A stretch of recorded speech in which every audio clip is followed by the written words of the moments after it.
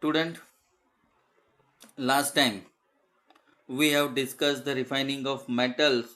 It means the purification of metal, and in this process, we discussed copper refining of copper.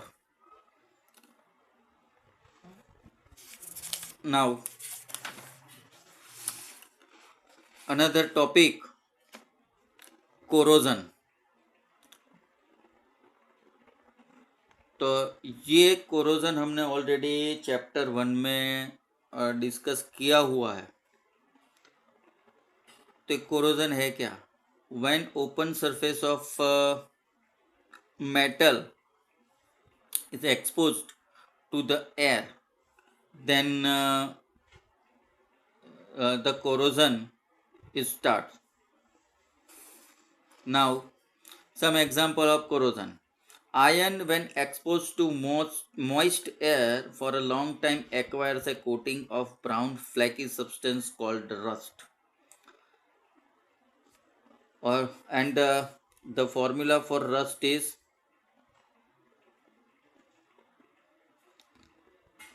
Fe2O3 XH2. This is the formula for rust.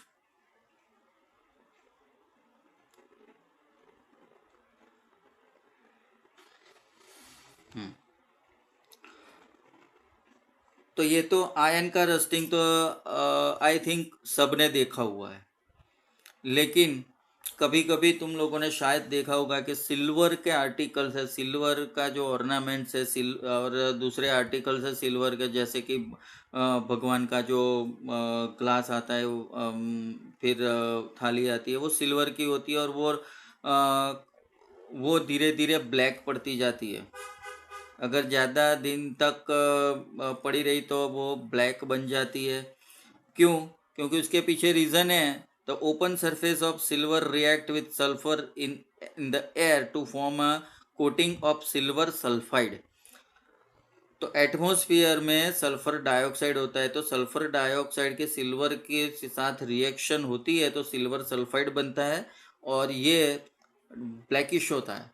इसीलिए silver के जो ornaments है, articles है, वो थोड़े black पड़ते हुए दिखते हैं। Now copper react with moist carbon dioxide in the air and slowly loses its shiny brown surface and gains a green coat.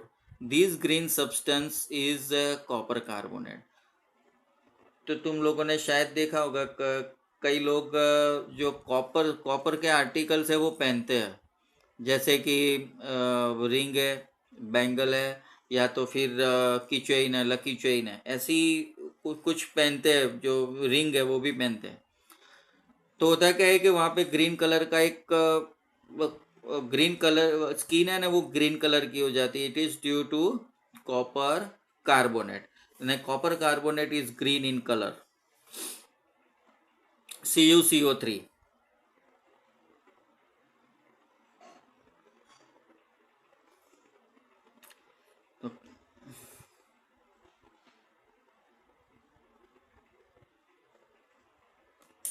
Now, activity 3.14. So we have activity 3.14. Here 3 test tube are given and 3 nails. 3 nails are placed in each of the test tube. In test tube first, there are some water in such a way that some portion of the nail is exposed to air. मतलब कि इतना water डालना है कि जिससे जो ये nails है वो आधी डूब जाए, दूसरे में पूरी डूब जाती है और उसके ऊपर एक ऑयल का लेयर है, और तीसरे में एनहाइड्रस कैल्शियम क्लोराइड भरना है जो सॉलिड सब्सटेंस है, और तीनों को एक एयरटाइट लीड से बंद करना है। फिर 3-4 दिन के बाद उसका ऑब्जर्वेशन करना है। तो हम देखेंगे कि जो फर्स्ट टेस्ट ट्यूब है, test tube A, which is expose to air and also in water also. So iron nails are contact in both medium. So the rust, the iron nails rusting. So there are a brown coating on the nail, but in a second and third test tube there will be no rusting observed. Why? Because here only the nails are only in water, not in contact with air. So rust is not possible. And here anhydrous calcium chloride, which is drying agent, it absorbs the moisture from the air inside the test tube. So in a dry air the rusting is not possible. तो वैसे भी हम देखते हैं तो summer और winter में कभी आयन का रस्टिंग शायद ही होता है। क्यों?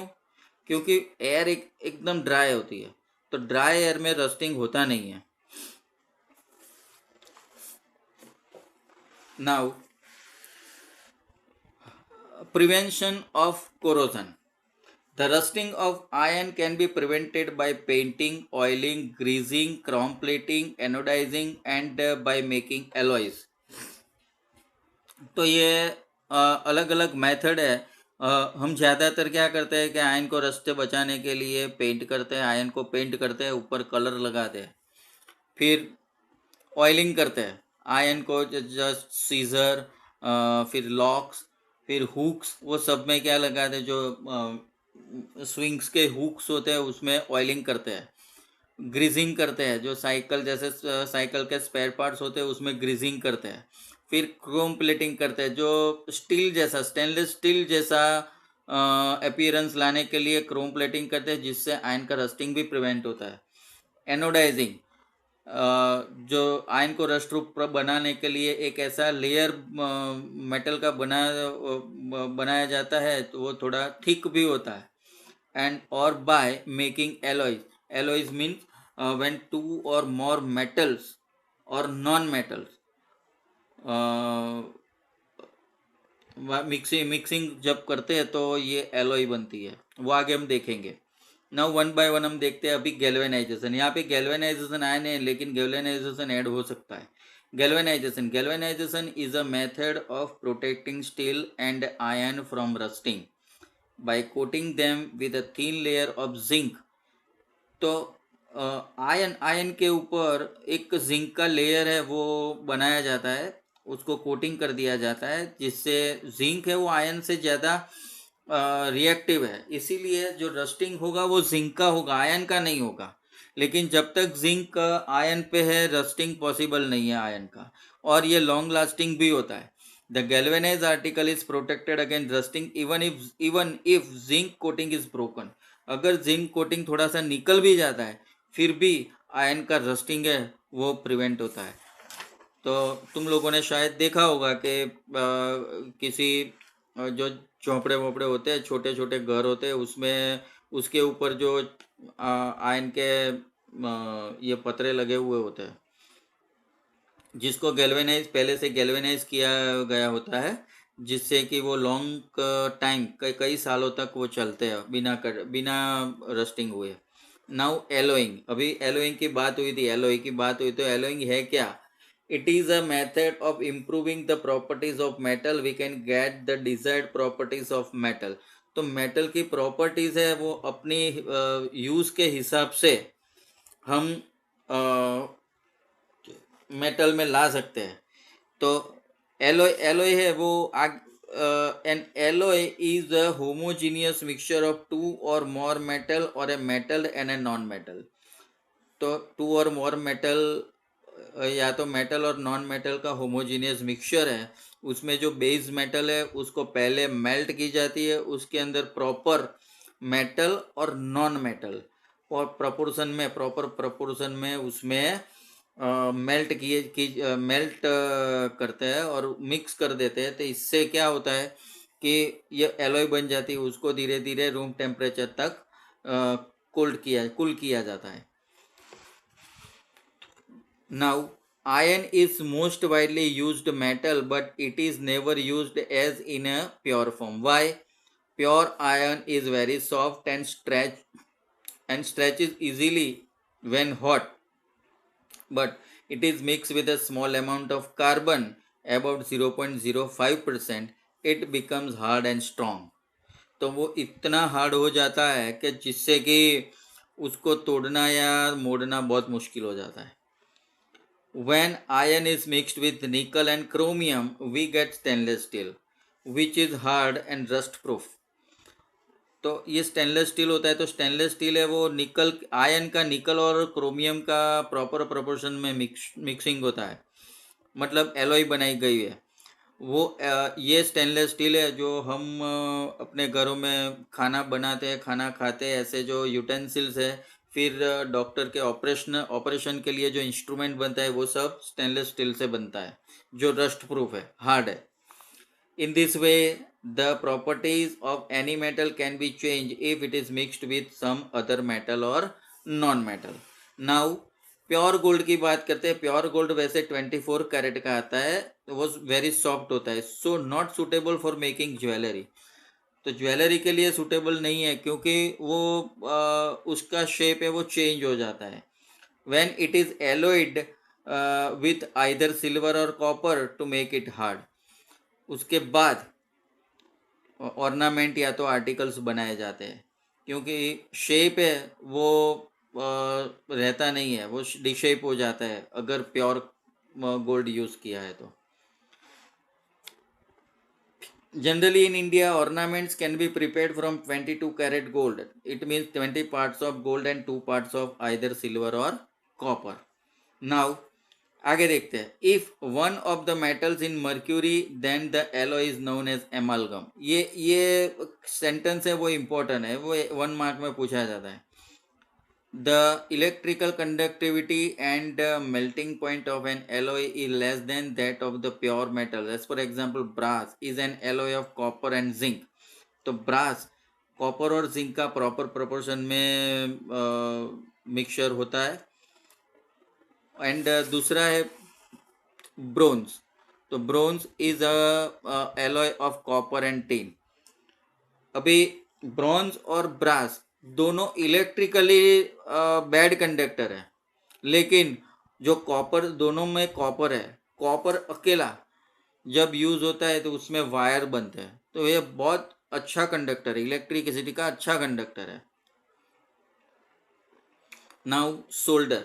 Solder is an alloy of lead and tin, has a low melting point and is used for welding electrical wires together.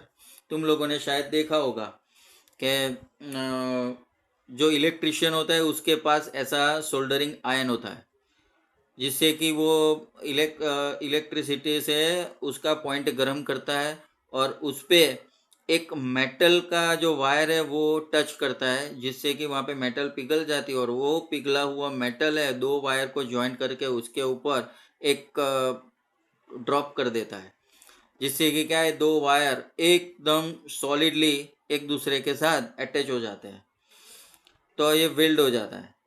Read about ion pillar situated in Delhi. जो दिल्ली में जो कुतुब मीनार के पास आयन पिलर है वो कई सालों पहले बनाया है, लेकिन आज भी वो उसको रस्ट लगा नहीं है. तो ये जो ब्लॉक है ना वो भी पढ़ लेना, जो 400 BC में बनाया है और आज चल रही है 21 BC. तो ये कई साल पहले बनाया हुआ है. नाउ होमवर्क में Intex question page number 55 and exercises 56 and 57 पे है, तो ये एज अ होमवर्क करनी है. और दूसरे वो एक्स्ट्रा क्वेश्चन है, तो एक्स्ट्रा क्वेश्चन है वो यहाँ पे है.